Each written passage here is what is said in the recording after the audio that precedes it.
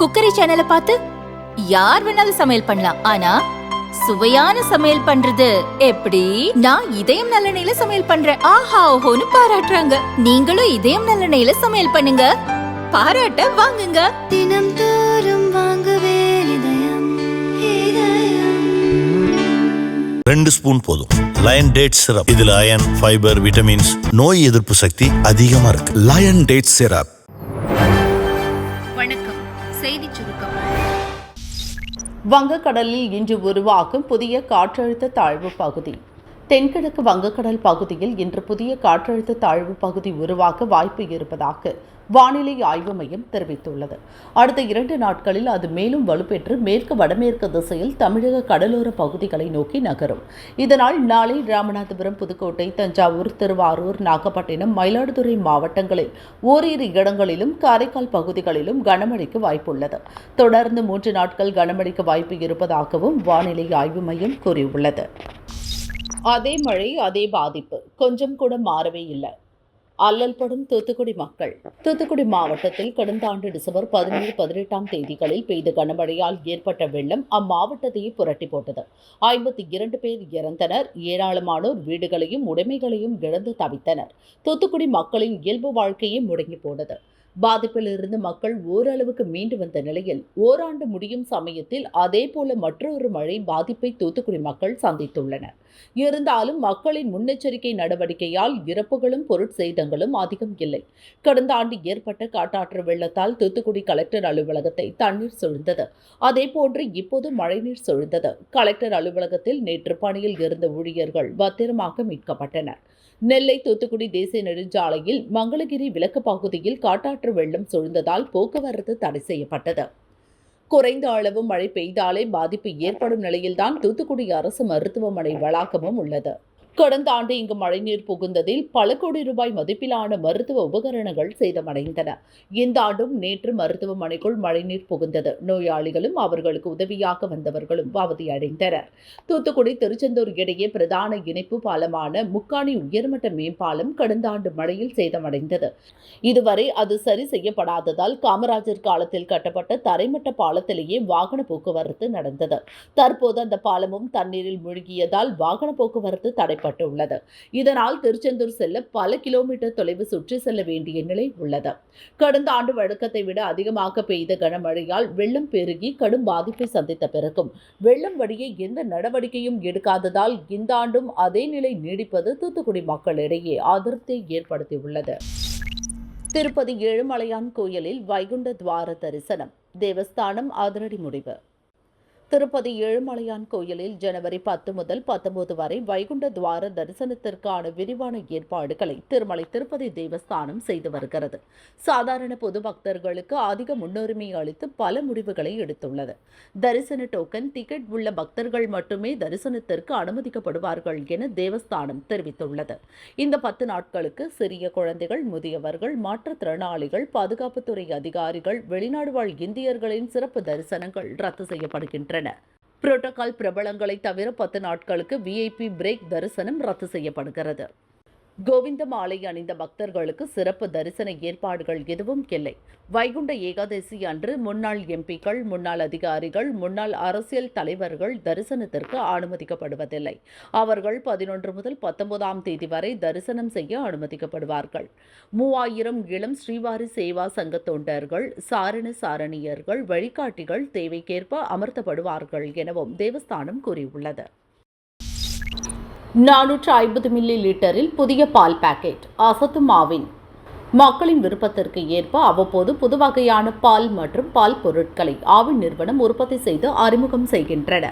இப்போது பால் விற்பனையை அனைத்து நகர வெளிப்புற பகுதிகளில் விரிவாக்கம் செய்யவும் சுமார் 2 லட்சம் லிட்டர் பால் விற்பனையை அதிகரிக்கவும் ஆவின் திட்டமிட்டுள்ளது.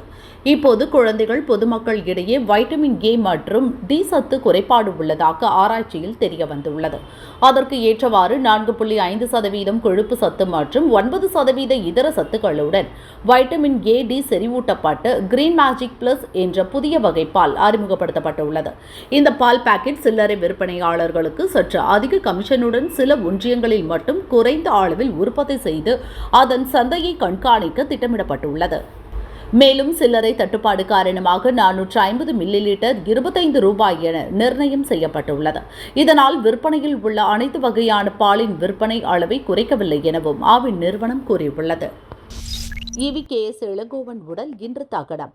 மூத்த தலைவர்கள் வருகை. காங்கிரஸ் மூத்த தலைவரும் எம்எல்ஏவுமான EVKS இளங்கோவன் உடல் நலக்குறைவால் நேற்று மரணம் அடைந்தார். அவரது உடல் சென்னை மணப்பாக்கம் இல்லத்தில் பொதுமக்கள் அஞ்சலிக்காக வைக்கப்பட்டுள்ளது. காங்கிரஸ் தலைவர்கள், தொண்டர்கள் மட்டுமின்றி முதல்வர் ஸ்டாலின் உட்பட அனைத்து கட்சி தலைவர்கள், நிர்வாகிகள், தொண்டர்கள், பொதுமக்கள் ஏராளமானோர் அஞ்சலி செலுத்தி வருகின்றனர். மாலை 4 மணிக்கு மணப்பாக்கம் மின் மயானத்தில் இளங்கோவன் உடல் தகனம் செய்யப்படுகிறது. EVKS இளங்கோவன் உடலுக்கு அஞ்சலி செலுத்த தமிழக காங்கிரஸ் பொறுப்பாளர் அஜய்குமார், காங்கிரஸ் மூத்த தலைவர் முகுல் வாஸ்னிக் உள்ளிட்ட பலர் டெல்லியிலிருந்து இன்று சென்னை வரவுள்ளதாக கூறப்படுகிறது. 4000 பேர் எழுதிய தேர்வில் ஏன் இத்தனை குளறுபடி? அண்ணாமலை கண்டனம். பாஜக மாநில தலைவர் அண்ணாமலை வெளியிட்டுள்ள அறிக்கையில் கூறியிருப்பதாவது: அரசு உதவி வக்கீல் பணியில் காலியாக உள்ள 51 இடங்களை நிரப்புவதற்கான முதல்நிலை தேர்வு சனியன்று நடைபெறும் என தமிழக அரசு பணியாளர் தேர்வாணையமான TNPSC அறிவித்திருந்தது. 4000க்கும் மேற்பட்ட வக்கீல்கள் தேர்வுக்கு விண்ணப்பித்திருந்தனர். தேர்வுகள் நடந்த பல மையங்களில் தொழில்நுட்ப கோளாறு காரணமாக வக்கீல்கள் தேர்வு எழுத முடியாத சூழல் ஏற்பட்டதாக கூறப்படுகிறது. முறைப்படி விண்ணப்பித்த பல வக்கீல்களின் பெயர்கள் தேர்வு மையங்களில் விடுபட்டிருப்பதாகவும் தெரிகிறது. 4000 வக்கீல்களுக்கான தேர்வு ஏற்பாடுகளையே TNPSC முறையாக செய்யவில்லை என்றால் தேர்வாணையம் நடத்தும் மற்ற அரசு பணிக்கான தேர்வுகளை நம்பி காத்திருக்கும் பல லட்சம் இளைஞர்களின் நிலை என்ன? அரசு பணிக்கான தேர்வுகளை இத்தனை அலட்சிய போக்கில் கையாளும் திமுக அரசை வன்மையாக கண்டிக்கிறேன். உடனடியாக சனியன்று நடந்த தேர்வை கைவிட்டு மீண்டும் வெகு விரைவில் முறையான மறு தேர்வு நடத்த வலியுறுத்துவதாகவும் அவர் குறிப்பிட்டுள்ளார். கலெக்டருக்கே இந்த நிலையா? தீபத் திருவிழாவில் கலேவரம், வைரலாகும் வீடியோ. திருவண்ணாமலை அருணாச்சலேஸ்வரர் கோவிலில் கடந்த 4ஆம் தேதி கார்த்திகை தீபத் திருவிழா கொடியேற்றத்துடன் தொடங்கியது. முதல் நாளிலிருந்தே போலீசுக்கு அதிகாரமா, கலெக்டர் மற்றும் வருவாய் அதிகாரிகளுக்கு அதிகாரமா என்ற பணிப்போருடன் விழா நடந்து வந்தது. முக்கிய விழாவாக வெள்ளியன்று அதிகாலை 4 மணிக்கு பரணி தீபமும் மாலை 6 மணிக்கு மகா தீபமும் ஏற்றப்பட்டது.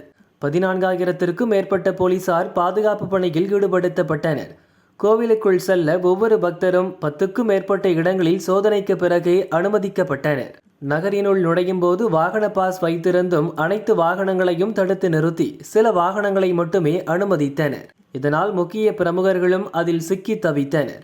பரணி தீப விழாவை காணவும் பாதுகாப்பு பணி, விழா பணியை கண்காணிக்கவும் கலெக்டர் பாஸ்கர பாண்டியன் வெள்ளியன்று அதிகாலை 2:30 மணி அளவில் கோவில் வடக்கு கோபுரம் வழியாக செல்ல வட ஒத்தவாடை நுழைவு பகுதிக்கு சென்றார். அங்கு பாதுகாப்பு பணியிலிருந்த ராமநாதபுரம் ADSP பாலகிருஷ்ணன் கலெக்டரை வழிமறித்து உள்ளே செல்ல விடாமல் தடுத்து நிறுத்தினார். காரணம் கேட்ட கலெக்டருடன் வாக்குவாதம் செய்தார். எங்களுக்கு அதிகாரி கலெக்டர் இல்லை என்று கூறினார்.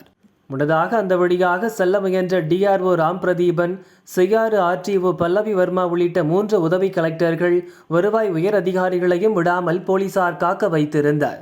கலெக்டரையும் தடுத்ததால் வருவாய் அதிகாரிகள் போலீசாரிடம் வாக்குவாதம் செய்து தகராறில் ஈடுபட்டனர். பின்னர் கலெக்டர் பாஸ்கர பாண்டியன் காரை விட்டு கீழே இறங்கி போலீஸ் தடுப்பை அகற்றினார்.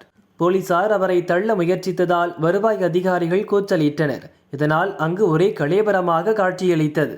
நீண்ட போராட்டத்திற்கு பிறகு கலெக்டர் மற்றும் வருவாய் அதிகாரிகள் கோவிலுக்குள் சென்ற வீடியோ வைரலாகி வருகிறது.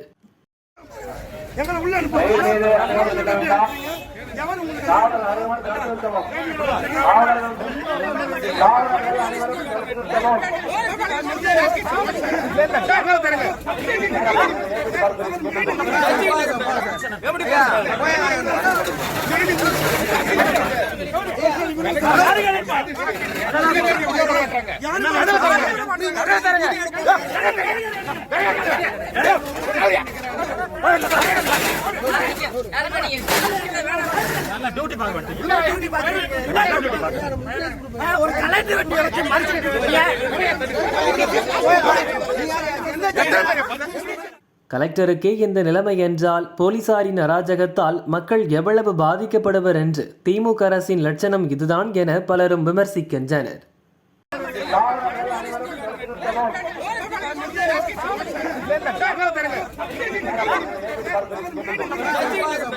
எப்படி